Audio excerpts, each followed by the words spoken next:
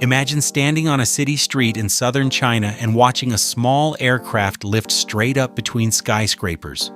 No pilot touching controls, no runway, no noise like a helicopter, just a smooth vertical takeoff, a quiet climb, and then it disappears over the skyline carrying real passengers.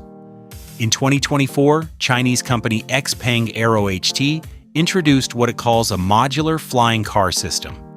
Unlike traditional aircraft, this design combines a six-wheel ground vehicle with a detachable electric vertical takeoff and landing aircraft known as an eVTOL. The production facility supporting this project sits in Guangzhou and spans roughly 180,000 square meters. That makes it one of the first large-scale factories dedicated specifically to flying car manufacturing. Not a prototype lab, not a research hangar, a factory. Pre-orders for the vehicle have already reached into the hundreds, with public announcements pointing toward mass production beginning in 2026. That timeline matters. While many Western aviation companies are still navigating regulatory pathways, China has moved into the scaling phase. Is this simply ambitious marketing, or did China just push the flying car industry into industrial reality? To understand how this happened, you have to rewind more than a decade. XPeng Aero HT began early research and development efforts around 2013. Over time, the company reportedly conducted more than 15,000 internal test flights across multiple generations of prototypes. Those test cycles refined propulsion systems, battery stability, structural integrity, and flight control software. This was not a single flashy demonstration. It was a long engineering process designed to transition from proof of concept to repeatable performance. The flagship model, often referred to as the land aircraft carrier, integrates a six-rotor electric flight module stored within a ground vehicle chassis. The driving component transports the aircraft to a designated takeoff area. Once deployed, the eVTOL system lifts vertically using distributed electric propulsion. The estimated flight range currently stands at approximately 30 to 50 kilometers per charge, focusing on short urban mobility routes rather than long-distance aviation. This is not meant to cross continents. It is designed to leap over congestion. China's Civil Aviation Administration has simultaneously been developing regulatory structures for what officials describe as the low-altitude economy. That phrase signals something larger than a single vehicle. It implies airspace management, safety protocols, certification systems, and designated flight corridors below traditional commercial aviation altitudes. Beijing has targeted 2027 as a milestone year for broader regulatory completion. Why align policy acceleration with industrial production, unless deployment is expected soon? The technology inside this system is equally strategic. The aircraft relies on distributed electric propulsion, meaning multiple rotors provide lift redundancy. If one motor fails, others compensate. Battery systems include layered management controls to reduce overheating risks and ensure power stability during vertical ascent and descent. Carbon fiber composite materials reduce overall weight while preserving structural strength. These are aerospace-level materials adapted for hybrid mobility. The modular aspect separates this vehicle from many American eVTOL efforts.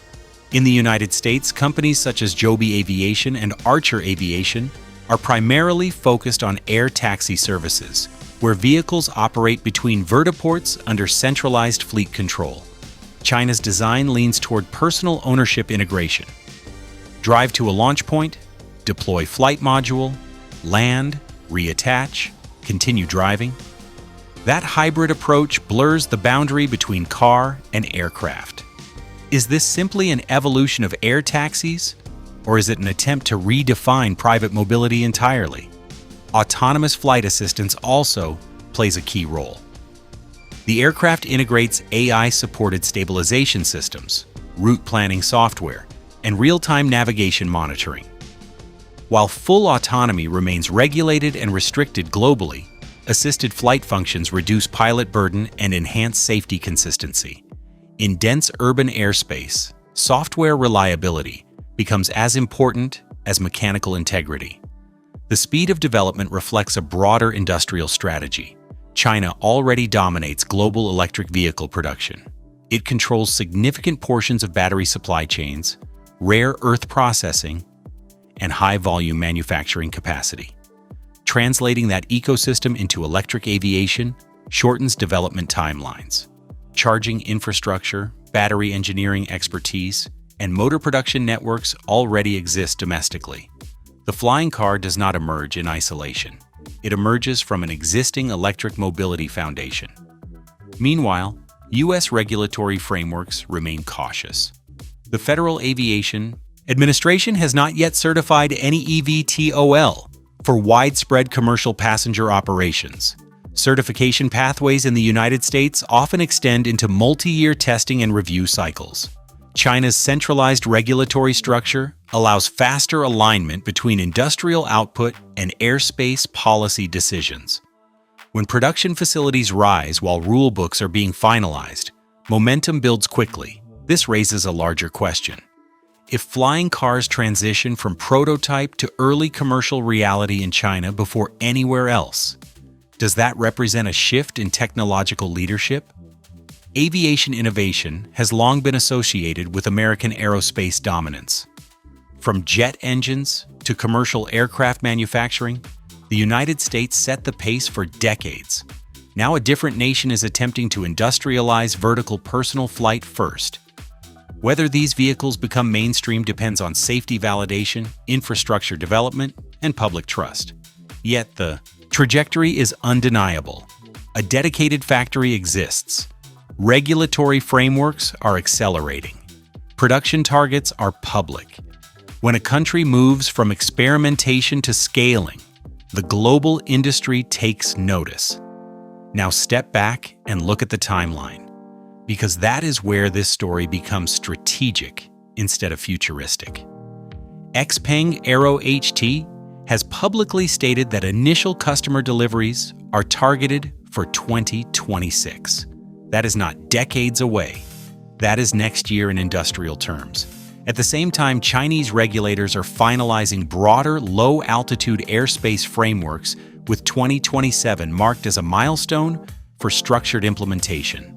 When manufacturing and regulation converge within the same 2-year window, it signals intent. Why rush alignment unless real deployment is expected? China has declared the low-altitude economy a national growth engine. Estimates from state-linked research groups project that this sector could generate hundreds of billions of dollars in economic value within the next decade, with long-term forecasts crossing into the trillion-dollar range globally by 2040. That includes passenger mobility, cargo drones, emergency response aircraft, and urban aerial logistics. Flying cars are not isolated gadgets. They are entry points into an entirely new transportation layer.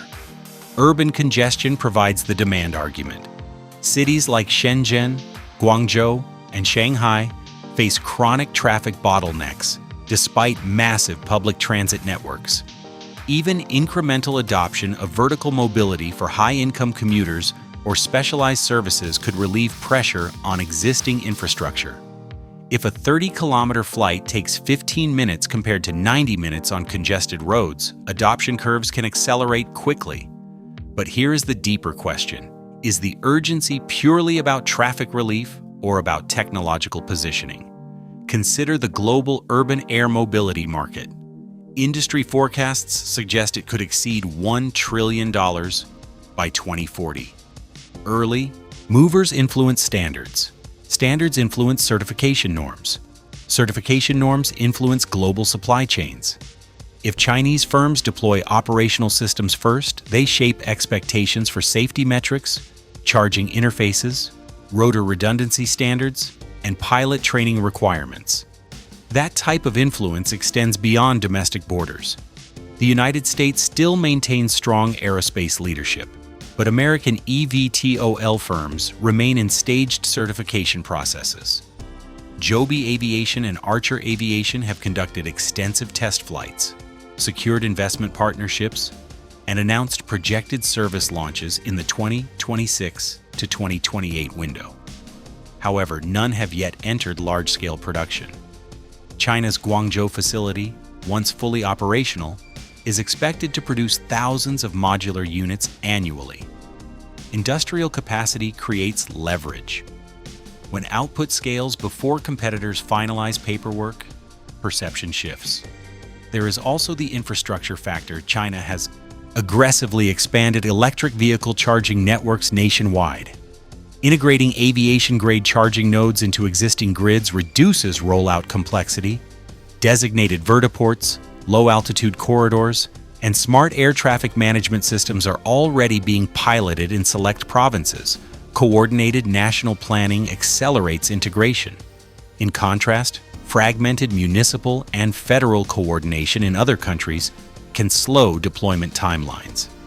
Does centralized planning become an advantage when a new transportation layer is introduced? Then there is symbolism. 2027 carries significance for multiple Chinese strategic milestones. It marks the centennial of the People's Liberation Army and has been referenced in broader modernization goals across technology and defense sectors. While flying cars are civilian products, technological prestige intersects with national ambition. When a nation demonstrates leadership in emerging mobility technologies, it reinforces a broader narrative of innovation capacity. Another dimension often overlooked is dual-use capability. Electric vertical takeoff aircraft are not limited to commuting.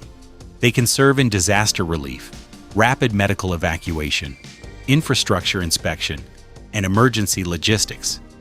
During floods, earthquakes, or urban crises, vertically mobile platforms provide flexibility where roads fail. Nations that normalize and scale such systems domestically develop operational familiarity that can be applied across sectors. Civilian mobility often lays groundwork for strategic resilience. The shock factor in the United States is less about surprise and more about timing. For decades, flying cars existed in research labs and speculative prototypes worldwide. Now one country appears ready to commercialize them at scale. Even if initial volumes remain modest, symbolic first-mover advantage matters. Aviation dominance historically aligned with Western industrial power. A visible shift in early urban air. Mobility leadership challenges that legacy. However, normalization is not guaranteed. Public adoption depends on safety validation, cost accessibility, noise management, and regulatory enforcement. Early flying car models will likely carry premium price tags, limiting ownership to affluent buyers or fleet operators. Airspace congestion at low altitudes introduces new regulatory complexity. A single high-profile accident could stall momentum. Technology breakthroughs do not erase risk management. Still, momentum is visible. A dedicated production plant exists. Thousands of test flights have been completed. Regulatory milestones are dated. Charging ecosystems are expanding. Urban pilot zones are being designated. These are not theoretical slides in a presentation. They are physical steps toward operational deployment. So the broader question emerges. When vertical personal mobility moves from imagination to routine practice in one country before others, does that reshape perceptions of technological leadership? Transportation revolutions historically defined eras. Railroads expanded empires. Automobiles reshaped cities. Commercial aviation shrank continents. If flying cars become visible above Chinese skylines first, even in limited numbers, the symbolic message will be powerful. The next few years will determine whether this remains a niche experiment or the foundation of a new mobility tier. What is certain is that the race is no longer hypothetical. Factories are active. Regulations are advancing. Production targets are announced. The sky is no longer just open space. It is becoming a contested industrial territory. If you want to stay ahead of the biggest global tech shifts before they hit the headlines, make sure you subscribe and turn on notifications.